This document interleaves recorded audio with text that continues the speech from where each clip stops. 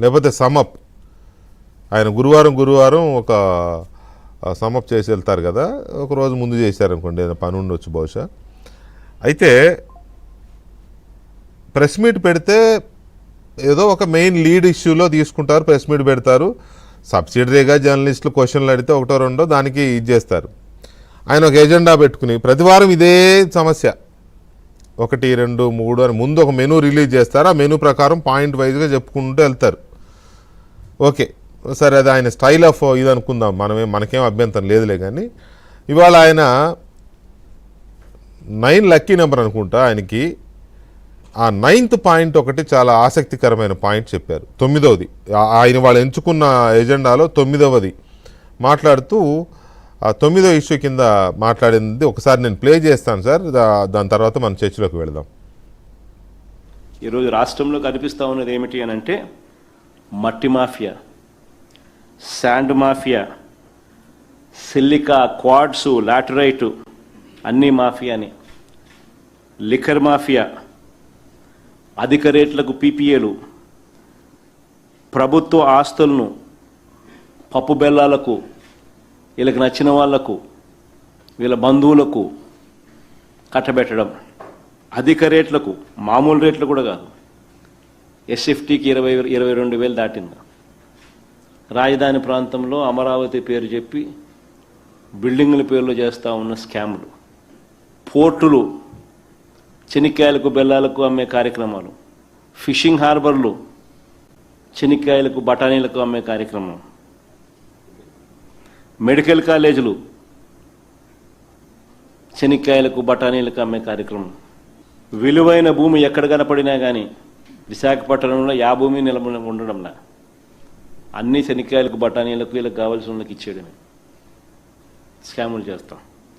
ఇవన్నీ కాక డ్రగ్సు, గంజాయి, బెల్ట్ షాపుల పేరిట లిక్కరు, అది కల్తీ లిక్కరు ప్రతి ఊరికి వ్యాపించినాయి, ప్రతి వీధికి వ్యాపించినాయి. ఈరోజు ఏ ఊర్లలో కూడా ఈరోజు ఆ స్థాయికి తీసుకుపోయినాడు చంద్రబాబు నాయుడు గారు. సరే, ఇవన్నీ ఎక్కడో మనం విన్నట్టు మాట్లాడినట్టు అనిపిస్తుంది కదా. బాగా చెప్పారు వెంకటకృష్ణ గారు. ముందుగా గురుమూర్తి గారికి, ఏబిఎన్ వీక్షకులకు అందరికీ కూడా good evening. Good evening sir. Dream machine అని ఏదో ఉంటుందండి, ఏదో సినిమాలో పిల్లి పద్మనాభ సింహ, ఏదో బాషా సినిమా అనుకుంటా, అట్లాగే పిల్లి జగన్నాభ సింహన. ఇప్పుడు పిల్లి జగన్నాభ సింహ దాంట్లో నుంచి బయటికి రావట్లేదా? ఆ డ్రీమ్ మెషిన్ లో నుంచి ఆ శాండ్ మాఫియా, లేకపోతే ఆ లిక్కర్ మాఫియా, ఆ ల్యాండ్ మాఫియా, ఈ డ్రగ్స్ మాఫియా, గంజాయి మాఫియా ఎక్కడో విన్నట్టుగా ఉన్నాయి అని మీరంటే అదే ఆ డ్రీమ్ లో అన్నమాట. అంటే ఆ మాఫియా డ్రీమ్ మెషిన్ నుంచి తను బయటకు రాలేకపోతున్నాడు. తన హయాంలో జరిగినటువంటి మాఫియా ఏ విధంగా చెలరేగిపోయింది, ఆ రోజు మాఫియా రాజుగా జగన్మోహన్ రెడ్డి మార్చాడు, మాఫియా రాజుగా ఆంధ్రప్రదేశ్ జగన్మోహన్ రెడ్డి మార్చాడు అన్నది ఎవరు? అప్పట్లో రాజ్నాథ్ సింగ్ మీకు ఎన్నికల ప్రచారంలో తిట్టుదలు పెట్టాడండి. మీకు ఆ రోజు జేపీ నడ్డా, లేకపోతే ఇంకా కొత్త రకం మాఫియాలు కూడా చెప్పారు, ఎడ్యుకేషన్ మాఫియా అని, డ్రగ్స్ మాఫియా అని. అసలు ఇక్కడ జగన్మోహన్ రెడ్డి ప్రెస్ మీట్ పెట్టాడంటే ఇవాళ నాలెడ్జ్ క్యాప్సూల్ ఏం వదులుతాడు, లేకపోతే విజ్డమ్ పిల్ ఏంటి, జ్ఞాన గుళిక ఈ రోజు ఏం వదులుతాడని ఆ ట్రోలర్స్, సోషల్ మీడియా మొత్తం ఎదురు చూస్తూ ఉంటుందండి. ఇవాళ వదిలిన జ్ఞాన గుళిక ఏంటో చెప్పమంటారా? పట్టిసీమ లేకపోతే ప్రకాశం బ్యారేజ్, తేడా తెలియదు. అరే జూలై 8, ఆగస్టు 10 తేడా తెలియదు. అంటే ఇప్పుడు తనేంటి, యాదైతే ఏమి, యాదవ్ ఫోటో వేసుకోండియా, అందులోనూ రామానాయుడు నవ్వుతానే ఉన్నాడు, ఇందులోనూ కలెక్టర్ నవ్వుతానే ఉన్నాడు అంటాడు. అంటే ప్రకాశం బ్యారేజ్ ఎక్కడో, పట్టిసీమ ఎక్కడో కూడా తెలియకపోతే మొన్న ప్రెస్ మీట్ లో ఇలాగే నవ్వులు పాలయ్యాడు. డిఎస్సికి ఏపీపీఎస్సికి తేడా లేదని పాపం సజ్జలు అందించినా కూడా పబ్లిక్ సర్వీస్ కమిషనేగా అంటాడు. ఈ రోజు కూడా సజ్జల పోస్టులో ఎవరు, కన్నబాబు ఏదో పాపం అందించాలని చూశాడు. ఆ యాదైతే ఏదో ఫోటో కదా అంటాడు. ఇక్కడ తను మీరు చూశారంటే వెంకటకృష్ణ గారు, అతను పాయింట్అవుట్ చేస్తూ ఇరిగేషన్ ప్రాజెక్టుల గురించి మాట్లాడాడు.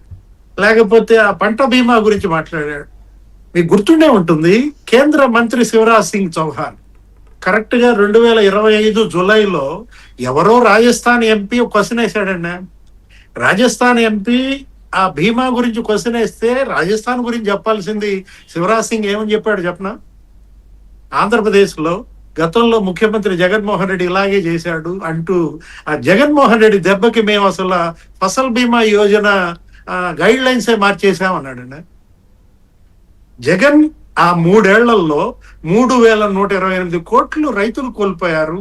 ప్రభుత్వం కడతానన్న బీమా కట్టకపోవటం వల్ల రైతులకు జరిగిన నష్టం కేంద్ర మంత్రి చెప్పాడు.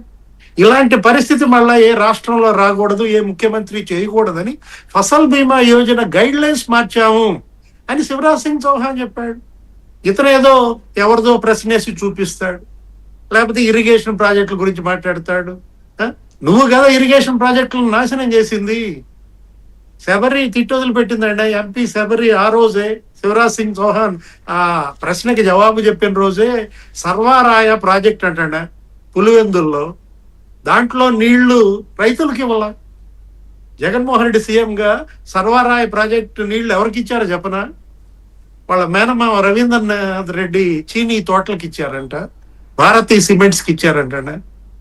నువ్వు ఇరిగేషన్ ప్రాజెక్టుల గురించి మాట్లాడతావు, చంద్రబాబు నాశనం చేశాడంటావు. వెలిగొండ గురించి కూడా ఎలా మాట్లాడాడు చూసారా? ఏదన్నా కడితే జగన్మోహన్ రెడ్డి గారు కట్టారు, లేకపోతే రాజశేఖర రెడ్డి గారు కట్టారు అంటాడు. ఎంత నువ్వు కట్టింది? 10%. అరే మెషిన్, ఆ బోరింగ్ మెషిన్ టన్నెల్లో ఇరుక్కుపోయింది. 1,00,000 క్యూబిక్ మీటర్ల మట్టి అట్టా వదిలేసి వచ్చావు ఆ గ్రావెల్ అట్లా టన్నెల్స్ లో. వీళ్ళు వచ్చిన తర్వాత, తెలుగుదేశం వచ్చిన తర్వాత దగ్గర ఒక 3,000 కోట్లు ఖర్చు పెట్టారండి ఒక వెలుగొండ ప్రాజెక్టు పైన.